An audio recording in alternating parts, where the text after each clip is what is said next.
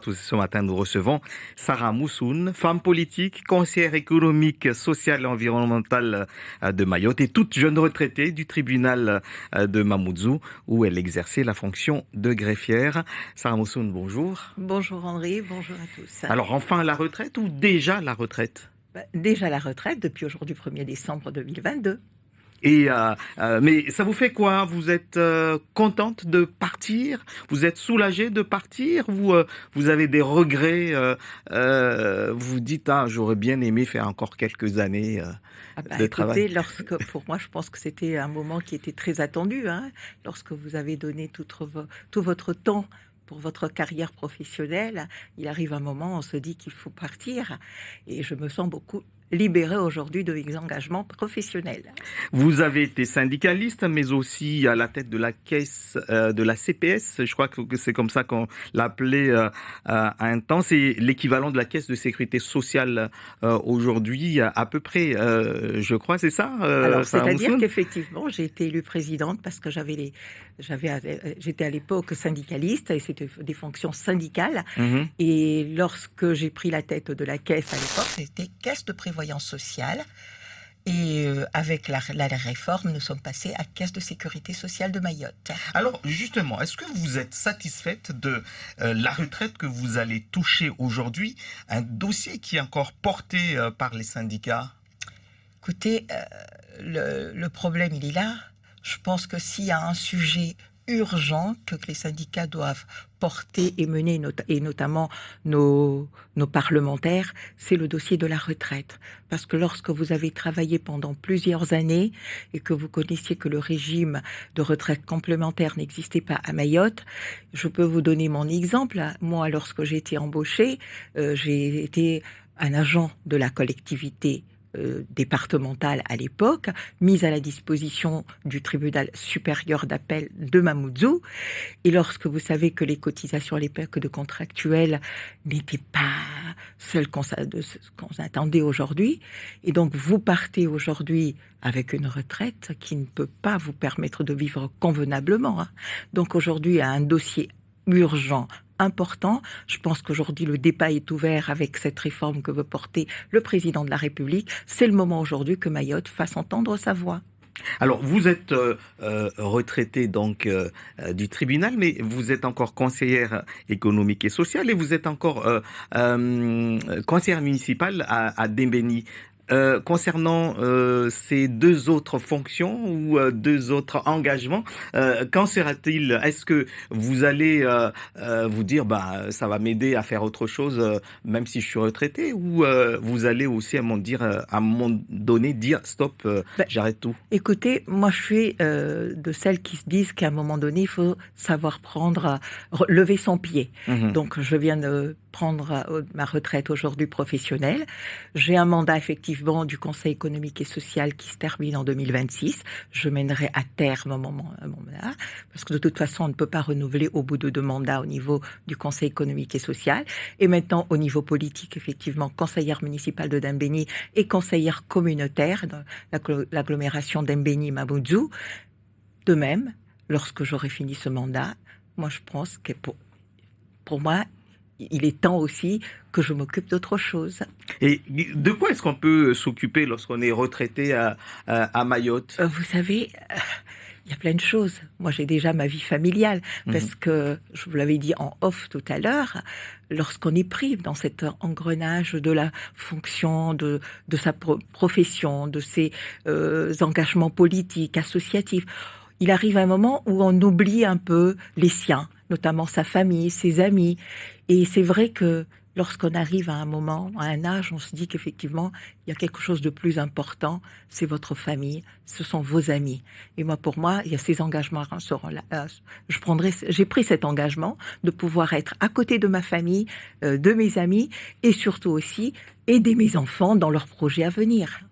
Alors, vous êtes une femme engagée, hein, on l'a dit tout à l'heure, associatif, professionnel et également politique. Vous avez été conseillère départementale, vous avez donc été aussi conseillère municipale, etc.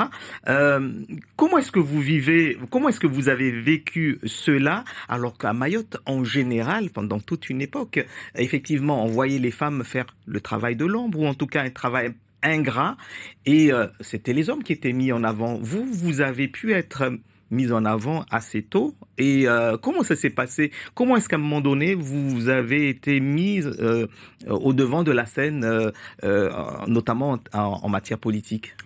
Écoutez, pour moi, c'était un choix d'abord. Mhm. J'aurais pu commencer ma carrière politique avant, hein, mais c'était un choix parce que ce que je vous dis, lorsque vous êtes marié, lorsque vous avez des enfants, je pense qu'il n'y a pas plus belle chose que de d'abord s'occuper de ces enfants et leur donner vraiment un avenir certain. Et lorsque les enfants grandissent, effectivement, vous vous dites, il faut que vous vous rendez utile pour votre territoire. Et le déclic est arrivé là, je pense que c'était en 2004, effectivement, lorsque j'ai fait une première tentative. C'était une tentative que j'avais voulu faire pour essayer de voir un peu comment ça se passait au niveau de cet environnement politique. Et j'étais candidate, effectivement, pour les sénatoriales. J'étais la première femme candidate aux sénatoriales. Et à partir de là, effectivement, les amis sont venus me voir en disant « Pourquoi tu ne t'engagerais pas plus solidairement dans tout ce qui est de la politique de proximité, notamment dans les communes, au niveau départemental ?» Et je vais peut-être vous étonner, ce sont des amis, notamment hommes, qui sont venus me voir en disant « Pourquoi pas ?» Et c'est comme ça que je me suis lancée, notamment à l'époque, lorsque le président Saïd Omar Ouali était président du département. On me dit, mais pourquoi vous avez tout le profil pour pouvoir être une candidate? Et c'est comme ça que la candidature a été lancée. Et voilà, la suite, vous la connaissez. Alors aujourd'hui, vous êtes toujours donc conseillère économique, sociale, environnementale, et récemment vous étiez à Paris pour souligner les difficultés de production et de distribution de l'eau pour la Guyane, pour la Guadeloupe et Mayotte. Et récemment, vous avez à nouveau parlé de cette gestion, c'était au mois de novembre dernier, le 24 novembre à Paris. Vous avez donné un avis sur la gestion de l'eau et de l'assainissement dans les Outre-mer, lançant un appel à un investissement massif dans les réseaux de services de l'eau outre-mer. Mayotte a toujours cette problématique et on n'a pas l'impression que finalement même ces préconisations soient pour l'instant entendues, ou en tout cas est-ce que vous avez des réponses à cela, même si la problématique touche également les autres territoires outre-mer? Tout à fait, effectivement, il y a eu un focus sur Mayotte parce que le problème est grave, la problématique de l'eau. L'eau, c'est la santé avant tout. Et c'est la vie de tous les jours. Donc sans eau, vous ne pouvez rien faire. Donc cet avis pour nous, c'est une autosaisine du Conseil économique et social, et notamment de notre délégation Outre-mer, parce que nous nous sommes rendus compte qu'on n'était pas assez entendus. Donc nous avons pondu cet avis très récemment, et aujourd'hui c'est ce travail de lobbying que nous faisons, que nous présentons dans diverses instances, notamment à mon prochain déplacement. Nous avons déjà des rendez-vous dans divers ministères et dans diverses associations pour que justement l'État puisse prendre vraiment en compte cette problématique à Mayotte, tout en sachant que c'est une attribution des collectivités ici, mais Mayotte étant une spécificité, un territoire avec des spécificités, il faut que l'État prenne en compte ces spécificités. Et je peux dire aujourd'hui qu'on a eu quand même un début d'évolution de cette problématique avec le financement qu'il y a eu lors du déplacement du ministre des Outre-mer dernièrement à Mayotte, qui a signé une convention avec le syndicat des eaux pour un montant d'environ 411 millions d'euros pour essayer justement de rénover ce réseau.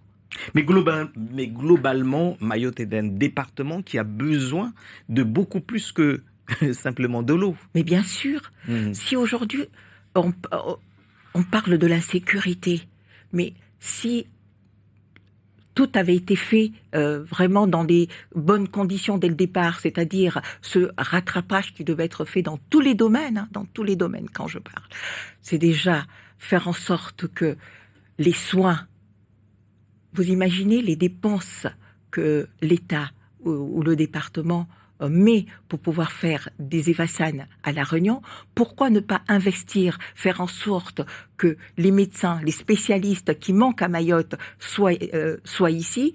Je pense qu'il y aurait plus à gagner pour tout le monde pour que les gens puissent se faire soigner sur ce territoire.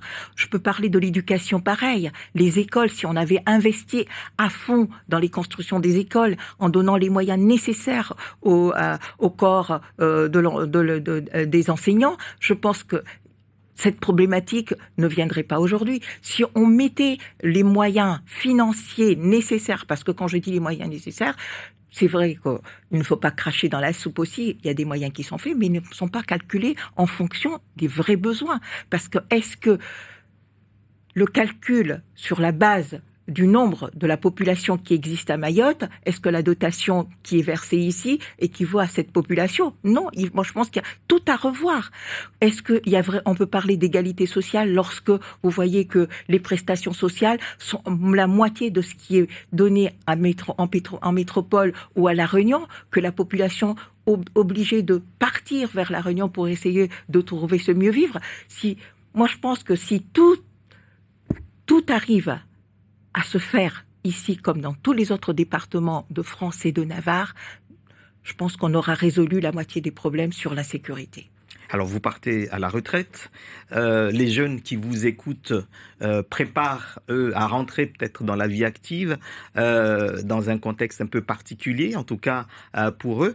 Quel message est-ce que vous pourrez leur donner pour peut-être avoir de l'espoir et surtout d'avoir un projet d'avenir sur ce territoire? Si j'ai un message fort à lancer, c'est de dire que Mayotte a besoin de toute cette jeunesse pour construire ce territoire. Ce n'est pas en vendant Mayotte avec des images qui font peur que nous allons faire avancer notre territoire. Ici, on a besoin de nos enfants, de cette jeunesse, de ces jeunes diplômés. Parce que quand les messages sont lancés au niveau national ou dans les autres départements, ça fait peur. Les gens ont peur de venir à Mayotte. Même nos propres enfants qui se disent, mais si on vient à Mayotte pour se faire agresser ou pour se faire caillasser, on ne vient pas. Mais si tout le monde fuit, qui va construire ce territoire? Donc moi, ce message, je dis, revenez construire parce qu'on a besoin de vous. Moi, personne ne me fera partir de Mayotte. J'aime mon territoire. Lorsque j'ai passé mon concours professionnel pour être greffière, parce que j'étais contractuelle, j'aurais pu être affectée dans d'autres juridictions. Et c'est normalement ce qui se passe, lorsque c'est pas une obligation de revenir sur son territoire. Mais j'ai pu défendre en disant que j'avais besoin. J'aime mon pays, j'aime mon île.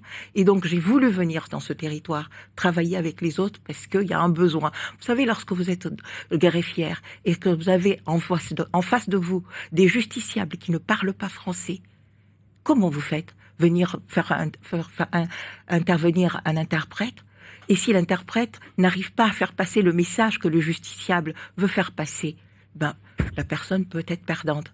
Donc pour moi, c'était un atout pour moi. Donc construire ce territoire ne peut se faire construire qu'avec les jeunes Mahorais.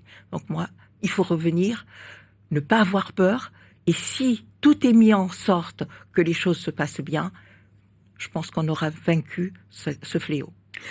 Concernant toujours cette jeunesse, vous avez, été conseillère départementale et je sais que vous avez été touchée sur l'aide aux associations. Pour vous, c'est aussi un plus pour le développement de ce territoire et surtout pour que cette jeunesse puisse s'épanouir tant les besoins sont énormes. Mais bien sûr, vous savez, les attributions principales du département, c'est justement de s'occuper de cette jeunesse et notamment subventionner les associations. Je me rappelle en 2008, 2 associations qui faisaient un travail aujourd'hui que nous regrettons énormément parce qu'ils ne sont plus. C'était la Prédéma et la Brosa Soma. ces deux associations venaient en aide aux jeunes sortis du circuit scolaire. Mhm. On les accompagnait, on les plaçait pour des stages, pour pouvoir les réinsérer dans la vie active. Est-ce que à cette époque, avant 2008, il n'y avait pas toutes ces problématiques de jeunes en déshérence? À partir de 2008, lorsque le département a commencé à ne plus subventionner ces deux associations, eh ben, on a vu ce qui s'est passé, les faits. Ces jeunes se sont retrouvés dans la nature. Qu'est-ce qui se passe? L'effet de groupe, l'alcool, la drogue, eh ben, nous payons plein pot aujourd'hui. C'était une bombe qui se préparait, qui explose en plein de notre visage aujourd'hui. Moi, je pense qu'aujourd'hui, le message que je pourrais aussi lancer au département, subventionner les associations, parce que le département ne peut pas être partout. Les associations font le travail à la place des départements, mais à condition qu'on leur donne les moyens pour qu'ils puissent faire le travail de terrain, pour qu'on puisse avoir une vie paisible, enfin, sur ce territoire. Merci Sarah Moussoun d'avoir été l'invitée de Zakweli. Merci à vous.